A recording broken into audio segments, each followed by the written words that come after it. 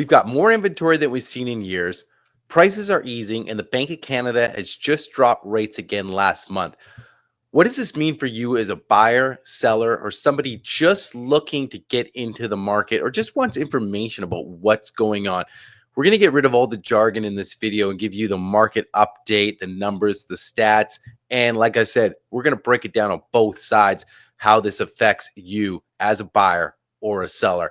Coming up in this video, guys, I'm Ryan McMillan, a real estate expert here in Vancouver. I help people buy, sell real estate. If you're interested in the process or you just want to talk real estate, all the links in the description, all my contact info, drop me a DM, give me a call. I love to connect and talk real estate with you.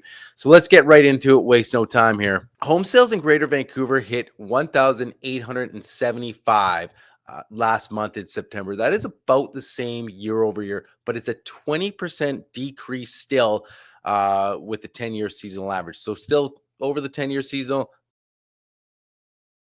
When we're looking at big picture, I'm going to go through some numbers with you here. The big picture and story is still the inventory. We're sitting at over 17,000 homes for sale. That is 14% higher than last year and 36% above the 10-year seasonal average. So when we talk, sales across Greater Vancouver with the 10-year seasonal average, the inventory is what is really the big picture here. And that continues to be pretty high. So, think about that as we move forward here on the months to come. We've seen rate cuts, more listings, buyer power, right? So we're still in this buyer's market, right? We can break down the stats here, and I'm going to show you some benchmark pricing as well to give you an idea of what type of market we're in. So we're going to break that down right now. So let's talk numbers. I'm going to go through some numbers with you guys right now. The benchmark price for all homes across Metro Vancouver is now $1,142,000. That's down 3.2% from last year and 0.7% from last month. If you guys watched my previous market update video, I talked about how we were also in and had another decrease month over month. So even in the last few months, you're seeing more of this decrease in pricing. That, is that a trend that's going to continue? Well, could be, and that's where we have to adapt. So let's look at the subcategories here. Detached market, one benchmark pricing, we're talking about 1.93 million. That's down 4.4% year over year. Condos, 728,000. Again, 4.4%. Townhomes, 1,000,007. That's down 2.7%. Sales to active listings ratio, 11.3%. Guys, when we're under 12% for long periods of time, right, that's when you see pricing starting to bend and usually start to go downwards. And that's what we're starting to see now. And that 11.3, that's across the whole board. So what does this mean for the buyer? Guys, the window has been open. It's been open for a while now. But now you add in that extra little, what you want to call it, maybe a little extra motivation with mortgage rates, right? We've seen mortgage rates continue to decrease slowly from the beginning of this year, even starting from last year, from the peak a year and a half ago or whatnot. We're starting to see, okay, now we're really leveling off. Can you get a fixed year, 5-year fixed rate? Can we start seeing those 3-point something, right? Being more common now. Really gives buyers that extra confidence to say, okay, I can handle that, right? But you have a ton of inventory, meaning you have a ton of selection, and you have way less competition, right? So that is a great recipe if you're a buyer in this market today.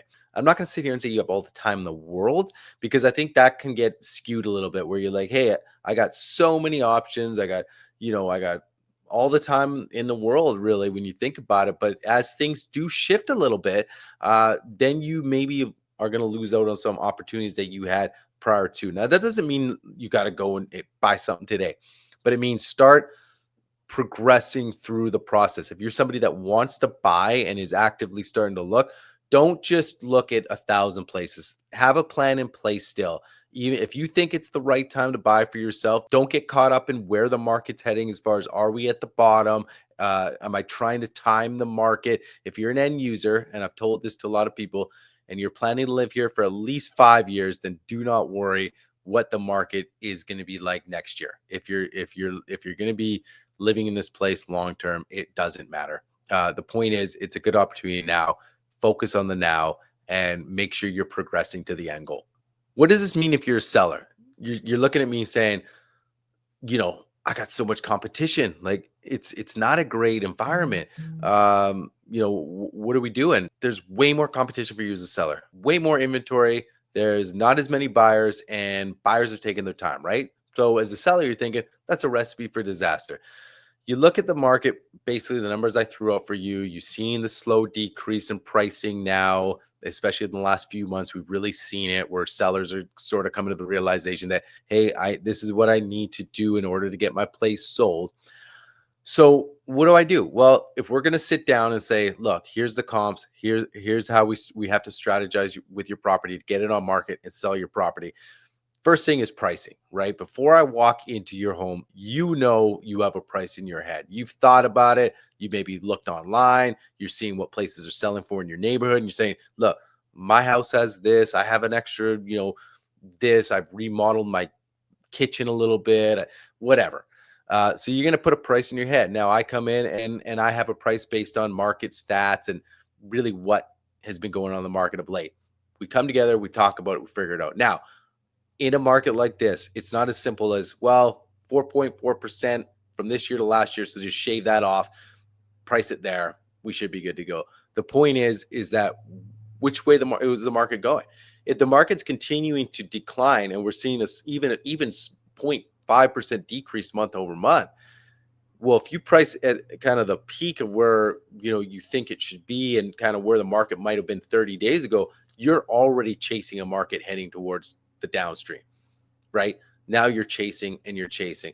Combined with how many days on market a property has been on for now compared to a couple of years ago. Days on market plays a huge role. If your property on average is going to sit, say, 45 days compared to 10 days, well, that's a difference in how we're going to strategize your price point as well. Because if on average you don't sell for 45 and we price your house 45 days ago, well, now in 30 days, it's going to maybe be priced out on the outside looking in. You want to price inside and maybe a little lower. So I try to get ahead of the market for you. I try to say, this is where I think we should use this tool. Guys, remember, the listing price is a tool. It's not, this is what we're pricing it and this is what we have to take. It's a tool to get as many eyes on the property. We talk about competition. We talk about buyers taking their time. How are we going to attract eyes on your property? It's about the amount of eyes, period. That's where it starts. Now, marketing your property, showcasing your property, getting reach to your property, that all can be done. But pricing is part of marketing. And if we don't price your property correctly within the marketing package, everything else, all the glitz and glamour, it doesn't matter. It really doesn't matter if you're overpriced. It won't matter. Buyers are looking for value, period. That is it. They're going to look at your place. They're going to go look at 4 or 5 other places. And for majority of people, unless there's something super particular about your property that they want, and if that's the case, that's a very, very niche buyer, and that's really not what you're looking for, you're going to sit on the market. So you need to strategize based on where prices are and where prices potentially could be headed.